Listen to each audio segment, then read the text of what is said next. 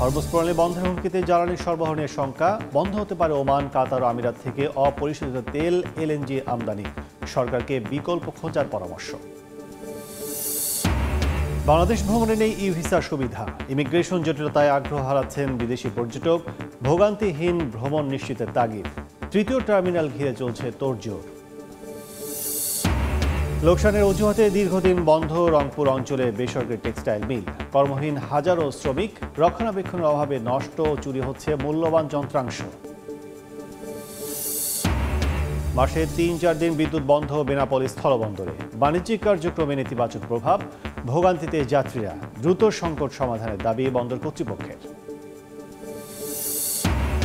এবং লস অ্যাঞ্জেলেসে আবার অভিবাসন ও শুল্ক প্রয়োগকারী সংস্থার অভিযান। অভিবাসী দিনমজুরদের মধ্যে ছড়িয়ে পড়েছে আতঙ্ক। যুক্তরাষ্ট্রের অর্থনৈতিক সংকটে পড়ার শঙ্কা।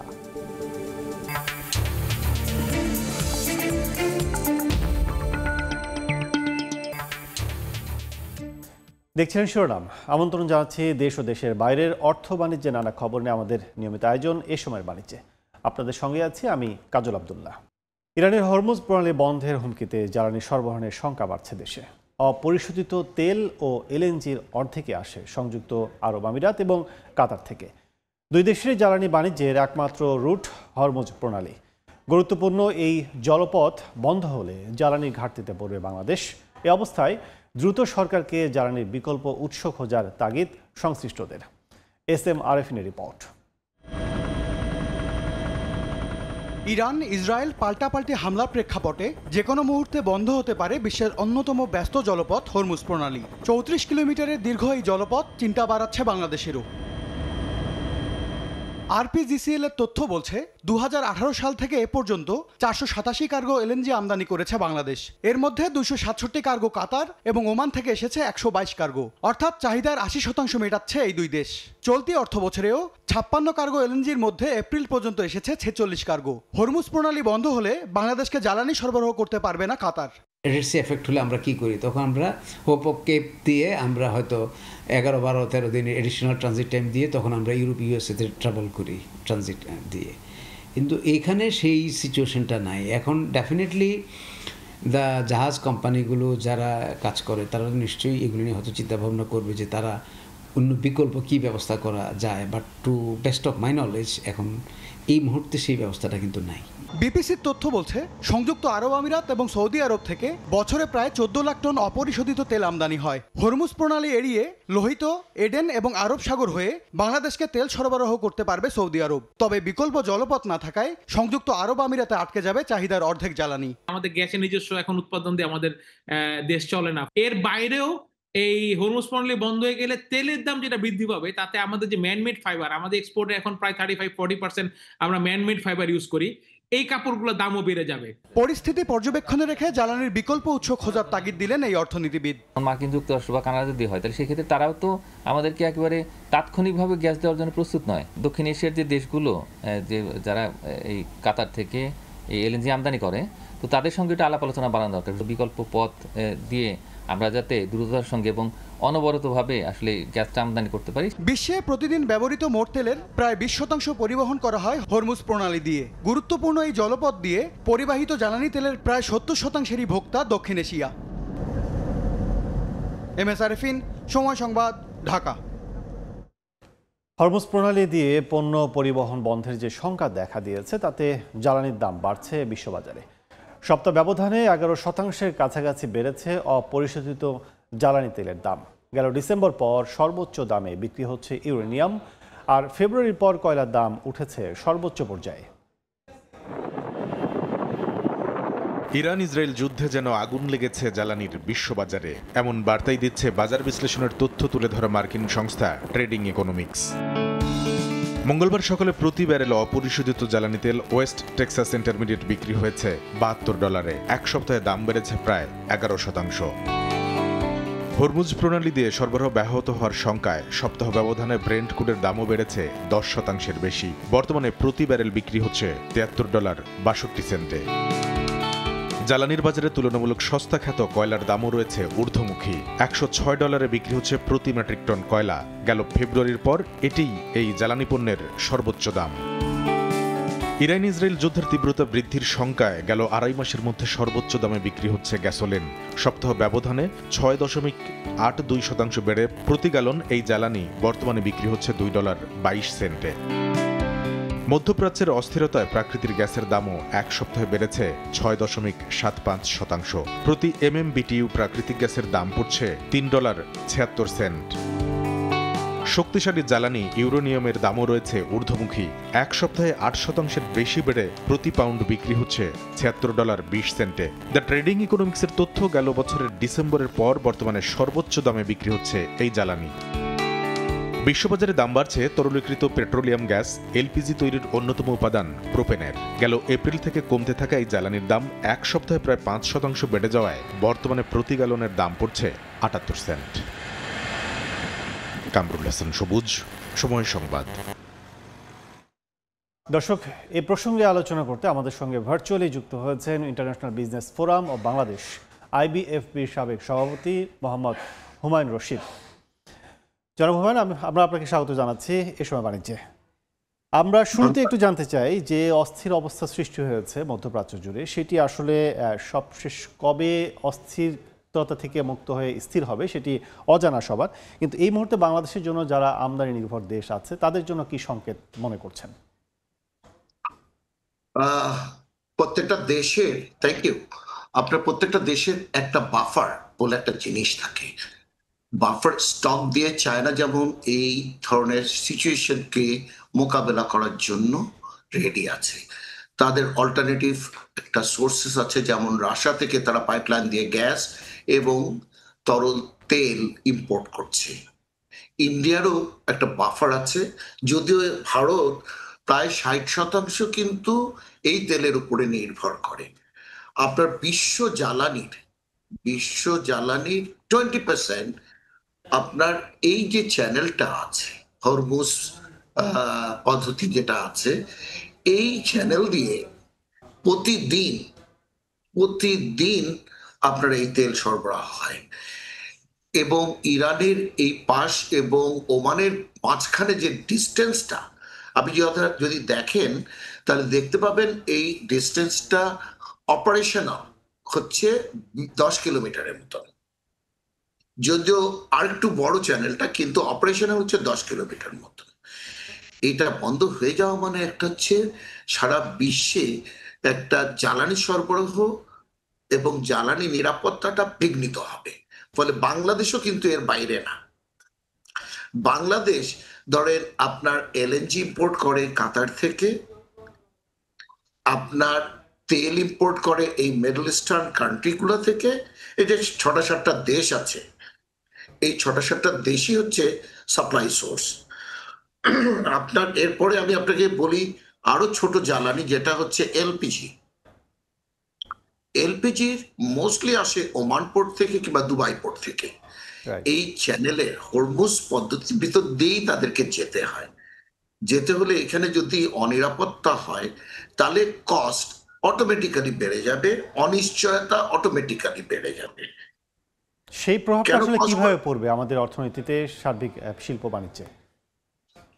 এটা ভোক্তা পর্যায়ে, এটা যদি অতি দ্রুত এটা নিষ্পত্তি না হয় তাহলে ভোক্তা পর্যায়ে একটা বড় রকম এফেক্ট আসবে।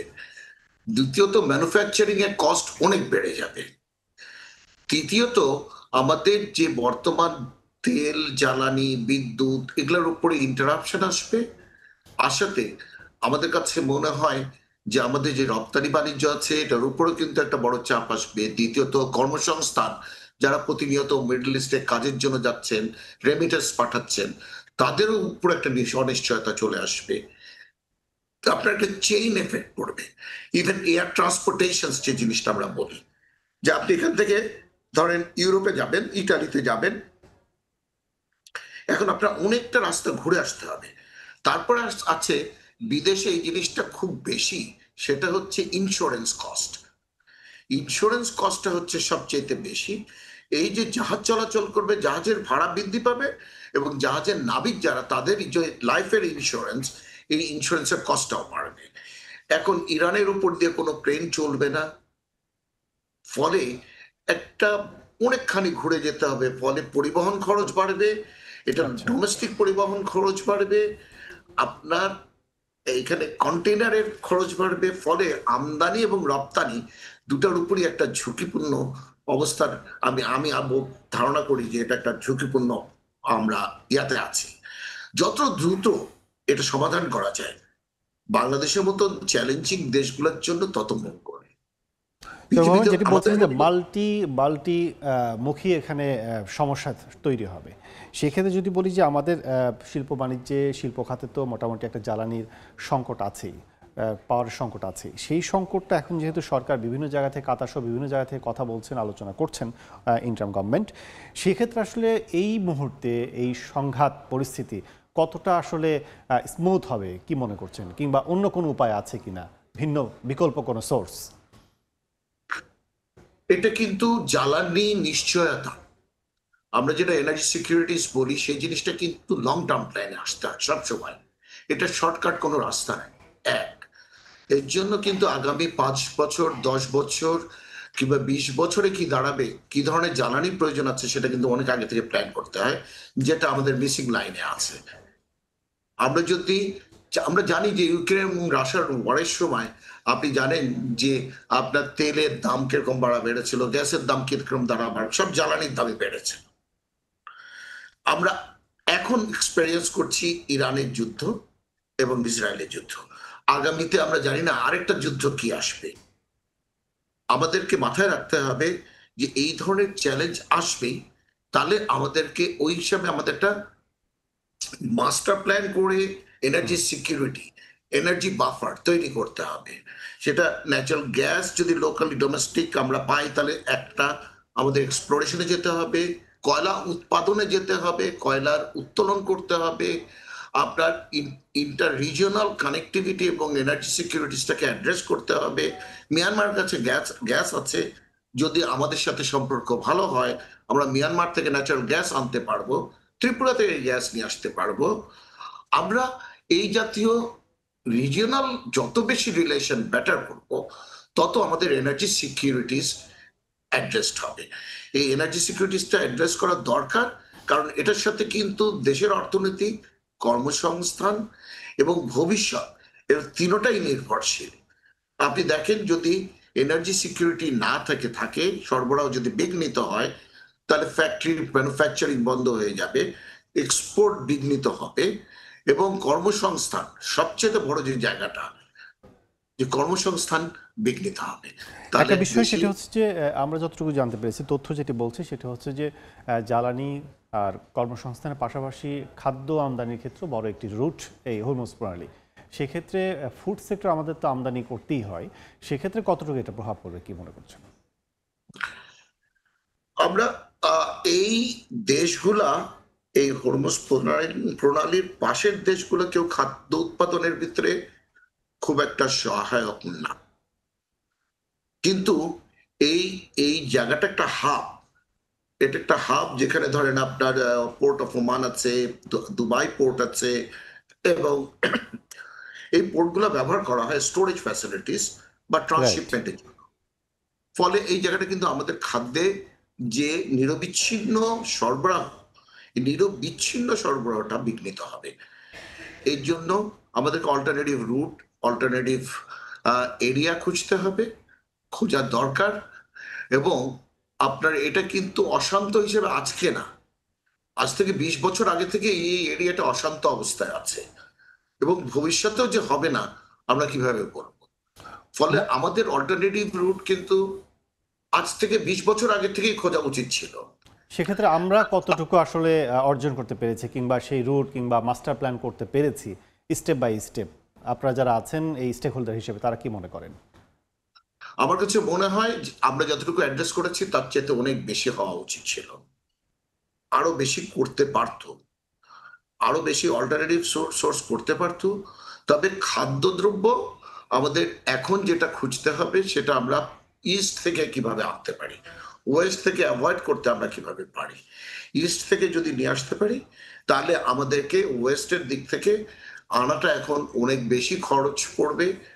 আপনার সুয়েজ ক্যানেল বলেন, আপনি এদিকে এই মেডিটেরিয়ান সি বেল্টটা, পুরো জায়গাটাই একটা অস্থিরতায় আছে। ফলে আমাদের খাদ্য সরবরাহ বিশেষ করে যদি আমরা অ্যাড্রেস করতে চাই, তাহলে আমাদেরকে এই পূর্ব দিক থেকে আমরা যদি সরবরাহটা নিশ্চয়তা করতে পারি, তাহলে আমাদের কাছে মনে হয় যে রিস্ক ম্যানেজমেন্টটা কিছুটা হলেও করা যাবে। কিন্তু সবচেয়ে বড় আগে আমাদেরকে খাদ্যদ্রব্য এবং খাদ্য রিলেটেড অন্যান্য প্রোডাক্টগুলার একটা বাফার তৈরি করে রাখতে হবে সব সময়।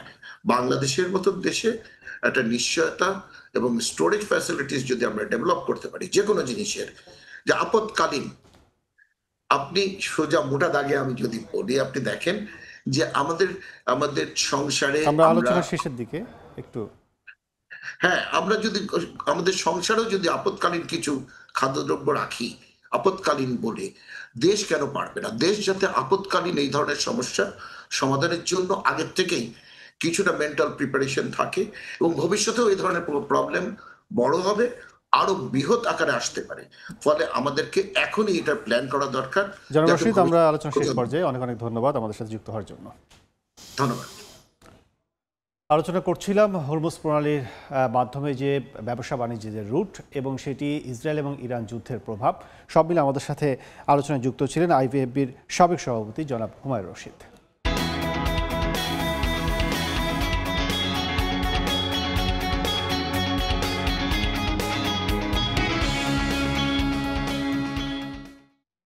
দেশের সবচেয়ে বড় স্থলবন্দর বেনাপোলে নানা কারণে মাসে 3 থেকে 4 দিন সকাল সন্ধ্যা বন্ধ থাকছে বিদ্যুৎ।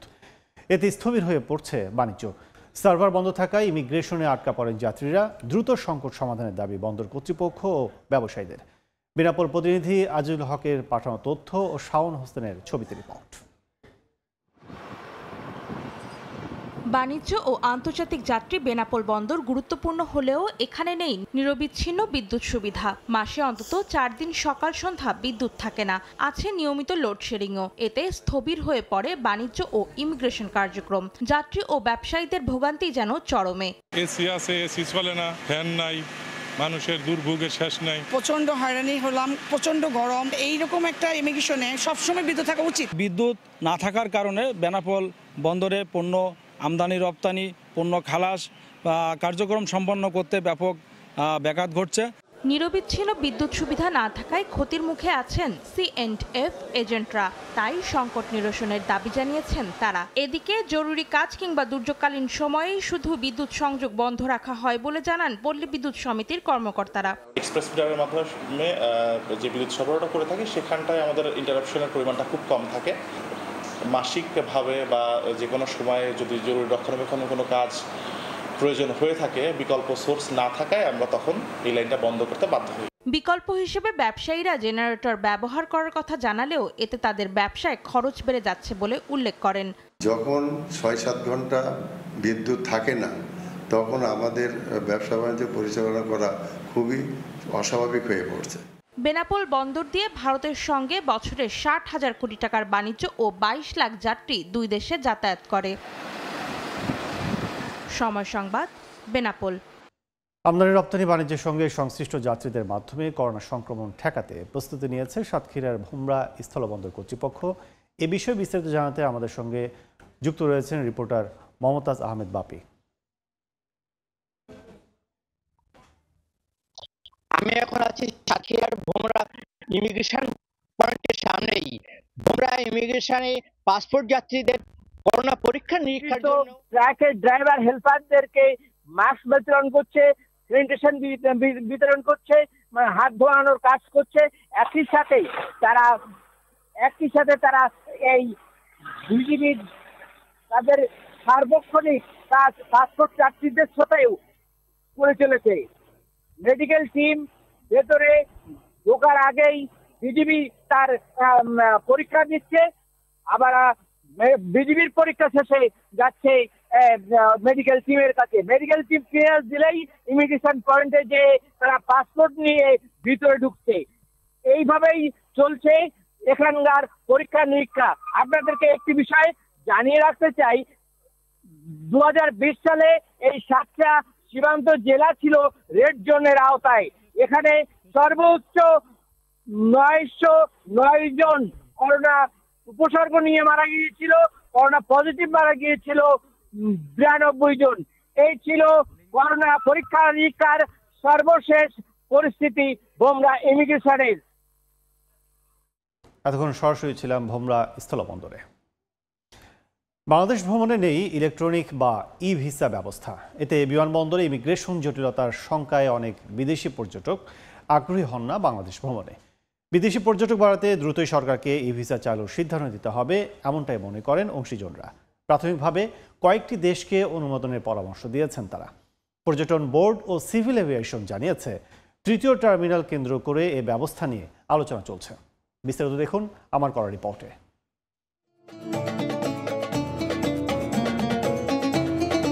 ইতিহাস, ঐতিহ্য আর নির্মাণ শৈলীতে গাঁথা তুরস্ক পর্যটকদের কাছে অন্যতম পছন্দের দেশ এটি। যুক্তরাষ্ট্র, যুক্তরাজ্য, কানাডা, সেনজেন ভিসা থাকলেই যে কোনো পর্যটককে আবেদন করার স্বল্প সময়েই ইলেকট্রনিক ভিসা দিয়ে থাকে ইউরেশিয়ার এই দেশটি। বিপরীতে শস্য শ্যামলা চিরসবুজের দেশ বাংলাদেশ। রয়েছে দীর্ঘ সমুদ্র সৈকত, বৈচিত্র্যময় নান্দনিক সংস্কৃতি, যা বিশ্বের প্রকৃতিপ্রেমী পর্যটকদের কাছে আকর্ষণের জায়গা হলেও বাংলাদেশে প্রবেশে প্রধান বাধা ই ভিসা সিস্টেম না থাকা। বর্তমানে বিদেশি পর্যটকদের জন্য চালু রয়েছে অন অ্যারাইভাল ভিসা, যা একজন পর্যটকের প্রবেশ নিশ্চয়তা দেয় না। তাই জটিলতা এড়াতে ইচ্ছে থাকলেও অনেক বিদেশি পর্যটক বাংলাদেশ বিমুখ বলে জানান ট্যুর অপারেটর ও এয়ারলাইন্সগুলো। ভিসাটা নিতে এম্বাসিতে যাওয়া, একটা দীর্ঘসূত্রিতা, ভিসা ফি জমা দেওয়ার একটা হ্যাসেল, সব কিছু মিলে কিন্তু অনেকে ইন্টারেস্টটাও ফিল করে না। থার্ড টার্মিনাল অ্যাক্টিভ হওয়ার আগে যদি এটা ফাইনালাইজ করা হয়, আমি বলবো যে এটা বাংলাদেশে বিদেশি টুরিস্টদের আগমনের হারটা বেড়ে যাবে। বিশেষজ্ঞরা বলছেন, পর্যটক বাড়াতে হলে ভ্রমণ হতে হবে ভোগান্তিবিহীন। প্রাথমিকভাবে সুযোগ দেওয়া যেতে পারে কয়েকটি দেশকে। সত্যিকার অর্থে যদি বাংলাদেশকে ট্যুরিস্টের হাব বানানো চিন্তা ভাবনা থাকে বা বাংলাদেশে যদি বিদেশি পর্যটক আরও বাড়ানোর পরিকল্পনা থাকে, ই ভিসার কোনোই বিকল্প নাই। ডিসিশন নিতে গেলে আমার যেটা দরকার ডাটা, যে দেশ থেকে আমার ট্যুরিস্ট বেশি আসছে তাদেরকে আমি দেখা যাচ্ছে ই ভিসা ইজিলি অ্যালাউ করতে পারি, তাতে করে তারা দেখা যাচ্ছে আরো বেশি মোটিভেটেড হবে ওখান থেকে। অবস্থার উত্তরণে ই ভিসার বিষয়ে প্রস্তাবনা দেয়া ও সমন্বিত আলোচনার কথা জানিয়েছে পর্যটন বোর্ড ও সিভিল এভিয়েশন কর্তৃপক্ষ। ইলেকট্রনিক ভিসার জন্য বলছি এবং স্বরাষ্ট্র মন্ত্রণালয় এই বিষয় নিয়ে কাজ করছে। আমরা আশা করি এটি হবে। এটি আরও দুটি ভিসার কথা আমরা বলছি, একটা হচ্ছে গেটওয়ে ভিসা আর একটা হচ্ছে থার্ড কান্ট্রি ভিসা। আমরা চেষ্টা করছি যত এই জিনিসটাতে আমরা অ্যাড্রেস করতে পারি, তাহলে কিন্তু আমাদের জন্য ভালো হবে। তথ্য বলছে, দেশে প্রতি বছর বিভিন্ন উন্নয়ন প্রকল্পে নিয়োজিত গবেষণা, স্টাডি, কূটনৈতিক সহ বিদেশি নাগরিক ভ্রমণ করেন প্রায় 6 লাখ। বিমানবন্দরে নেমে তাদের অন অ্যারাইভাল ভিসার আওতায় ইমিগ্রেশনে নানা তথ্য প্রদান ও অনুমতির জন্য অপেক্ষা করতে হয় কয়েক ঘন্টা, যা নেতিবাচক ইমেজ তৈরি করছে বাংলাদেশের পর্যটনে। কাজল আব্দুল্লাহ, সময় সংবাদ, ঢাকা।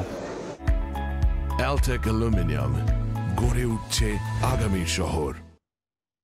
এবার জানাবো পুঁজিবাজারের খবর। প্রধান বাজার ঢাকা স্টক এক্সচেঞ্জ ডিএসসিতে সূচকের নেতিবাচক প্রবণতা দিয়ে চলছে লেনদেন। সবশেষ পরিস্থিতি জানাতে নিয়ে যাচ্ছে ডিএসসির ওয়েবসাইটে। দর্শক, গতকাল যেটি আমরা দেখেছি, গতকাল কার্যক্রমের অংশ হিসেবে কিন্তু আমরা দেখছি যে ঊর্ধ্বমুখী প্রবণতা কিন্তু শেষ হয়েছে লেনদেন, কিন্তু আজকের যেটি বাজার সেটি আমরা দেখছি যে নিম্নমুখী প্রবণতায় এখন পর্যন্ত প্রায় 1.5 ঘন্টা। কার্যক্রম শুরুর পর থেকে 6 পয়েন্ট কমেছে প্রধান সূচকে, সেটি হচ্ছে 6 পয়েন্ট কমে 4776 পয়েন্ট অবস্থান করেছে ডিএসসি এক্স। 2 পয়েন্ট কমেছে ডিএসসি সরিয়া সূচকে, 1042 পয়েন্ট অবস্থান করছে। এছাড়া 2 পয়েন্ট কমেছে 1785 পয়েন্ট অবস্থান করছে ডিএসসির বিশেষায়িত ডিএসসি 13 সূচকটি। এখন পর্যন্ত হাত বদল হয়েছে শেয়ার 43,315, যার বাজার মূল্য দেখছি আমরা 121 কোটি টাকা।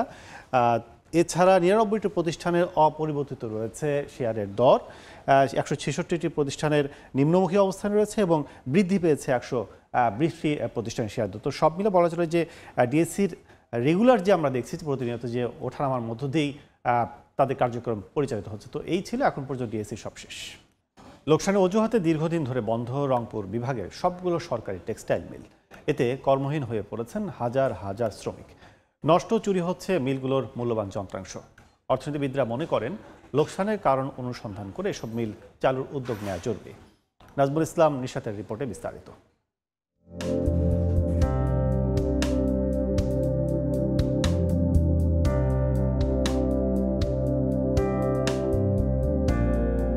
1980 সালে 11,90,00,000 টাকা ব্যয়ে 25,056টি জার্মানি টাকু স্থাপনের মধ্য দিয়ে যাত্রা শুরু করে দারওয়ানি টেক্সটাইল মিলস। মানসম্মত সুতো উৎপাদন করে দেশ ছাড়িয়ে বিদেশেও জায়গা করে নেয় প্রতিষ্ঠানটি। তবে নানা অব্যবস্থাপনায় লোকসানের ভারে 1995 সালে মিলটির উৎপাদন বন্ধ হয়। বেকার হয়ে পড়েন 1000-এর বেশি শ্রমিক কর্মচারী।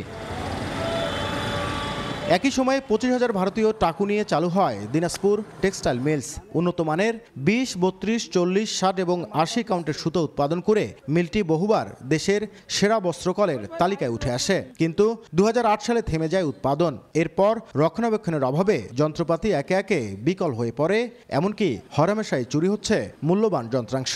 মিলটার অবস্থা বর্তমানে তো অকাজো। এই মিলে যারা ঊর্ধ্বতন কর্মকর্তা রয়েছে তাদের সকলের ইশারায় এই মিলের বিভিন্ন রকমের যন্ত্রপাতিগুলো গোপনে বিক্রি করা হয়। যদি চালু হয় আসলে আমাদেরকে ঢাকা বা বাইরে গিয়ে কর্ম করতে হবে না। একই অবস্থা কুড়িগ্রাম টেক্সটাইল মিলের। শুরুর দিকে লাভজনক হলেও অনিয়ম আর পুঁজি সংকটে 2011 সালে বন্ধ হয় উৎপাদন। পরবর্তীতে মিলটি লিজ দেয়া হয় বেসরকারি খাতে। তবে অর্থনীতিবিদদের মতে এসব ভারী শিল্প প্রতিষ্ঠানের মূল সমস্যাগুলো চিহ্নিত না করে শুধুমাত্র লোকসানের দোহাই দিয়ে বন্ধ করে দেয়া অর্থনীতির জন্য আত্মঘাতী। মালিক পক্ষ, শ্রমিক পক্ষ, ভোক্তা যারা রয়েছেন তাদের সঙ্গে কথা বলা যেতে পারে।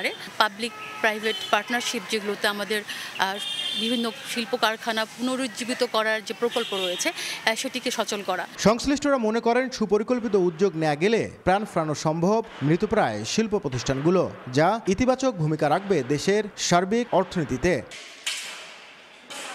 নাজমুল ইসলাম নিশাত, সময় সংবাদ, রংপুর।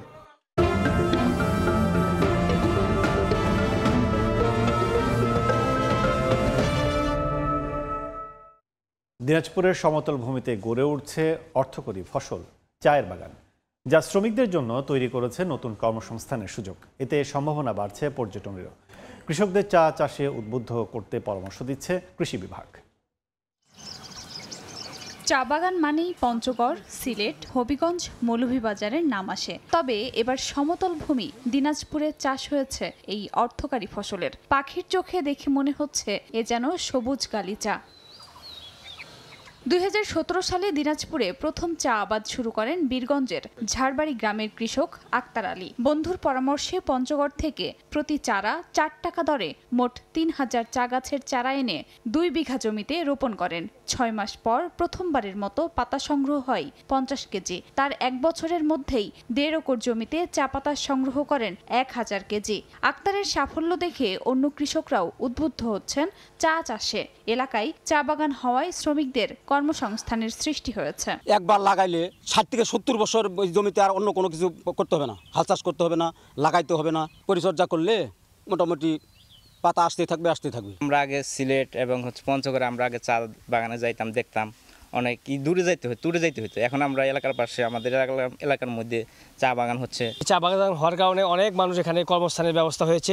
বীরগঞ্জে 13 হেক্টর জমিতে 11 জন কৃষক চা বাগান করেছেন। কৃষকদের চা চাষে উদ্বুদ্ধ করতে বিভিন্ন পরামর্শ দিচ্ছে কৃষি বিভাগ। কখন সার প্রয়োগ করতে হবে, সেচ দিতে হবে, রোগ বা পোকা লাগলে কি রকম বালাইনাশক প্রয়োগ করতে হবে আমরা সেটি তাদেরকে জানিয়ে দিচ্ছি। জেলা কৃষি সম্প্রসারণ অধিদপ্তরের তথ্য মতে জেলার 26 হেক্টর জমিতে 15টি চা বাগান গড়ে উঠেছে। সময় সংবাদ, দিনাজপুর। এদিকে পঞ্চগড়ে জনপ্রিয় হচ্ছে সুপারি চাষ। চলতি মৌসুমে ফলন কম হলেও দাম বেড়েছে দ্বিগুণ। এতে খুশি চাষিরা। এবছর প্রায় 150 কোটি টাকা বাণিজ্যের আশা কৃষি বিভাগের। সোহাগ হায়দারের রিপোর্ট। পঞ্চগড়ের সবচেয়ে বড় সুপারির বাজার টুনির হাটে সোমবার ও শুক্রবার চলে কেনাবেচা। প্রতি হাটেই 5 থেকে 6 কোটি টাকার সুপারি কেনাবেচা হয়। ভালো দাম পাওয়ায় খুশি বিক্রেতারা। এই অঞ্চলে বাড়ছে সুপারির চাষ। সুপারির বাগানে আমি গতবারে থেকে এইবারে লাভবান হয়েছি। গত বছর আমাদের বাগান বিক্রি হয়েছে আপনার 2,20,000 টাকা, আর এবার বিক্রি হয়েছে আপনার 4 লাখ। সুপারিতে কোনো ভেজাল নাই, কোনো কীটনাশক ব্যবহার করা লাগে না, শুধু চারাটা রোপণ করলেই হয়ে যায়। কৃষক ভালো দাম পাচ্ছে, কৃষকও খুশি, আমরাও খুশি। অনেক জায়গা থেকে মানুষ আসে সুপারি কিনে ক্রয় বিক্রয় করে নিয়ে চলে যায়। আমরা এখানকার মালগুলি নিয়ে মূলত আমাদের দেশে রাখি করব, তারপর আস্তে আস্তে আমরা ফেনী, লক্ষ্মীপুর এই সমস্ত জায়গায় বিক্রি করব। গেল মৌসুমে প্রতি পণ বা ৮০ পিস সুপারি আকার ভেদে ১৫০ থেকে ৪০০ টাকায় বিক্রি হলেও এবার তা বেড়ে হয়েছে ২৫০ থেকে ৬০০ টাকা। আর প্রতি কাহন অর্থাৎ ১২৮০ পিস সুপারি ২৪০০ থেকে ৬৪০০ টাকায় বিক্রি হলেও বর্তমানে ৪০০০ থেকে ৯৫০০ টাকায় বিক্রি হচ্ছে। কৃষি বিভাগ বলছে এ মৌসুমে জেলায় ৬৫২ হেক্টর জমিতে সুপারি হয়েছে। বাণিজ্য হতে পারে ১৫০ কোটি টাকার। আগামীতে এই সুপারির বাগান আরও বৃদ্ধি পাবে। এই সুপারি চাষে তেমন কোনো পরিচর্যা লাগে না, শুধু বছরে একবার একটু সার দিলেই চলে। বিশেষ করে আমরা সুষম সার, জৈব এবং রাসায়নিক সার চাষিদের ব্যবহার করতে বলি। প্রতি বছরের ন্যায় এবছরও প্রচুর সুপারির ফলন হয়েছে, যার ফলশ্রুতিতে চাষিরা এই অঞ্চলে বেশ সুপারি বাগান করতেছেন। জেলার চাহিদা মিটিয়ে পঞ্চগড়ের সুপারি যাচ্ছে চট্টগ্রাম, সিলেট, নোয়াখালী, ফেনী সহ দেশের বিভিন্ন অঞ্চলে। সোহাগ হায়দার, সময় সংবাদ, পঞ্চগড়। উদাসীনতার অবহেলার যেন প্রতিচ্ছবি হয়ে আছে ঠাকুরগাঁওয়ের হাটবাজার। বছরের পর বছর ধরে অবকাঠামো উন্নয়নে নেই তেমন কোনো পদক্ষেপ। বৃষ্টির সময় চরম ভোগান্তিতে পড়েন ক্রেতা বিক্রেতারা, অথচ প্রতি বছর হাট ইজারা দিয়ে লাখ লাখ টাকা রাজস্ব আদায় করছে সরকার। বিস্তারিত জিয়াউর রহমান বকুলের রিপোর্টে। সকাল হলেই ঠাকুরগাঁও জেলার প্রতিটি খুচরা ও পাইকারি হাট বাজারে জমে ওঠে বেচাকেনা। বাজারে নিত্য প্রয়োজনীয় জিনিসপত্র ক্রয় বিক্রয়ের পাশাপাশি সাপ্তাহিক হাটে বেচাকেনা হয় পশু। তবে বছরের পর বছর হাট বদলে ইজারাদাররা বাজার পরিচালনা করলেও সুযোগ সুবিধার অভাবে চরম ভোগান্তির শিকার হচ্ছেন ক্রেতা ও বিক্রেতারা। জেলা সদরের কালীবাড়ি, সালান্দর খোঁচাবাড়ি, মাদারগঞ্জ সহ বেশ কয়েকটি হাটবাজারে দীর্ঘদিন ধরে ভাঙ্গাচোরা অবকাঠামোতেই অনেকটা বাধ্য হয়ে কেনাবেচা করছেন ব্যবসায়ীরা। অন্যদিকে ড্রেনেজ, টয়লেট, পানি নিষ্কাশনের অব্যবস্থাপনার কারণে চরম দুর্ভোগে ক্রেতা বিক্রেতারা। অথচ প্রতি বছর এসব হাটবাজার ইজারা প্রদানের মাধ্যমে লাখ লাখ টাকা রাজস্ব আয় করছে সরকার, তবে উন্নয়নে নেই কোনো পদক্ষেপ। এ অবস্থায় হাটবাজারের অবকাঠামোগত উন্নয়নের দাবি ব্যবসায়ী ও ক্রেতাদের। বাজারের সংস্কার নাই, ঠিক মতন কাজকর্ম নাই, এই যে ড্রেন দুর্গন্ধ, আমরা হাটবাজার করতে আসতে পারি না। বর্ষাকালে বাজারে খুব কাদা, দোকান দিতে পারতেছে। ড্রেনেজ তো অবস্থা খুব খারাপ, এই বাজারে ড্রেনেজে নাই। টয়লেটের একটা প্রয়োজন, এখানে টয়লেটের কোনো ব্যবস্থা নাই। বারবার বলার পরেও সংস্কারের উদ্যোগ নিচ্ছে না কর্তৃপক্ষ, অভিযোগ ইজারাদারদের। বৃষ্টির জন্য আপনার ঠিকমতো একটা দোকানদার মনে হয় থাকতে পারতেছে না। পাশে যে মাংস বাটি, এটা তো অবস্থা খুব খারাপ। অনেকে আমি কমপ্লেন দিচ্ছি, এরা কেউ গুরুত্বপূর্ণ দিচ্ছে না। প্রতিটি হাটবাজারের অবকাঠামো উন্নয়নে কাজ চলমান রয়েছে জানিয়ে বাকি হাটের ভঙ্গুর অবস্থার তথ্য পেলে ব্যবস্থা নেবে বলে জানায় উপজেলা প্রশাসন। যেসব বাজারে অবকাঠামোগত ভঙ্গুর অবস্থার সৃষ্টি হয়েছে, সেগুলো আমরা যদি সুনির্দিষ্ট কোনো পাই, তাহলে সেটা আমরা অবশ্যই আমলে গ্রহণ করব এবং ওই হাটবাজারে কি কি উন্নয়ন করা যায় বা কি কি সংস্কার করা যায় সেটা অবশ্যই আমরা ব্যবস্থা গ্রহণ করব। চলতি বছর শুধু সদর উপজেলার 40টি হাটবাজার টেন্ডারের মাধ্যমে 1 বছরের জন্য ইজারা দিয়েছে উপজেলা প্রশাসন। এর বিপরীতে আয় ধরা হয়েছে প্রায় 3.5 কোটি টাকা। জিয়াউর রহমান বকুল, সময় সংবাদ, ঠাকুরগাঁও।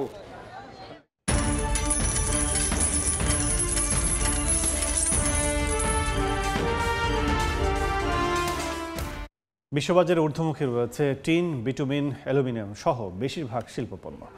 চাহিদা বৃদ্ধি এর কারণ বলে জানিয়েছে মার্কিন বাজার গবেষণা সংস্থা the trading economics.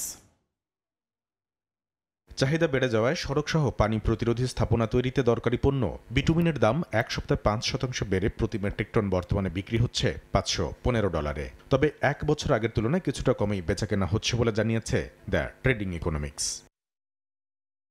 The trading ইকোনমিক্সের তথ্য, অটোমোবাইল ও রাসায়নিক শিল্পে বহুল ব্যবহৃত শিল্পপণ্য কোবাল্টের দাম সপ্তাহখানেকের মধ্যে ওঠানামা না করলেও বছর ব্যবধানে বেড়েছে 37% বেশি। বর্তমানে প্রতি মেট্রিক টনের দাম পড়ছে $33,335।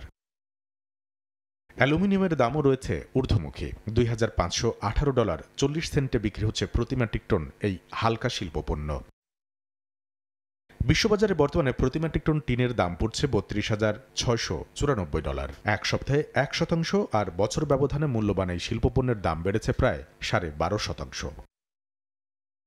দৈনন্দিন ব্যবহার্য প্লাস্টিক পণ্য তৈরির অন্যতম উপাদান পলিইথিলিনের দাম 1 সপ্তাহে কিছুটা বাড়লেও বছর ব্যবধানে এই শিল্পপণ্যের দাম কমেছে প্রায় 17%। বর্তমানে প্রতি মেট্রিক টন পলিইথিলিন বিক্রি হচ্ছে $992। কামরুল হাসান সবুজ, সময় সংবাদ। লস অ্যাঞ্জেলেসে আবারও অভিবাসন ও শুল্ক প্রয়োগকারী সংস্থার অভিযানে আতঙ্ক ছড়িয়ে পড়েছে।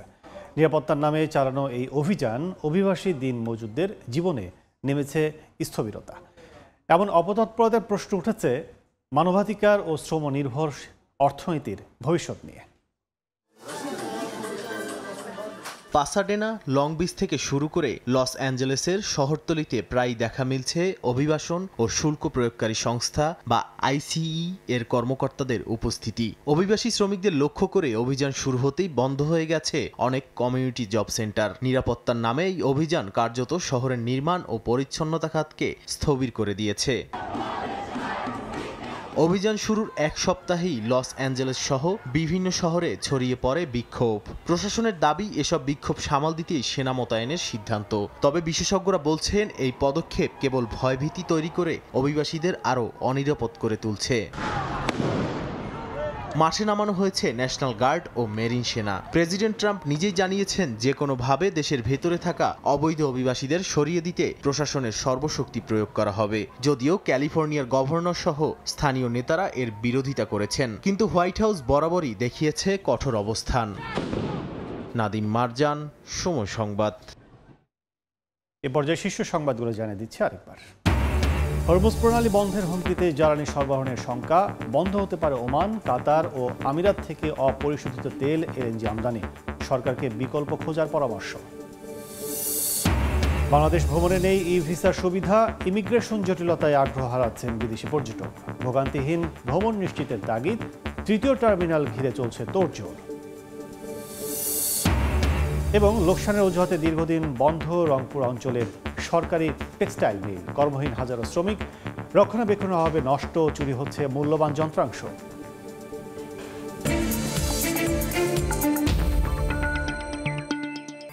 এই ছিল এই সময়ের বাণিজ্য।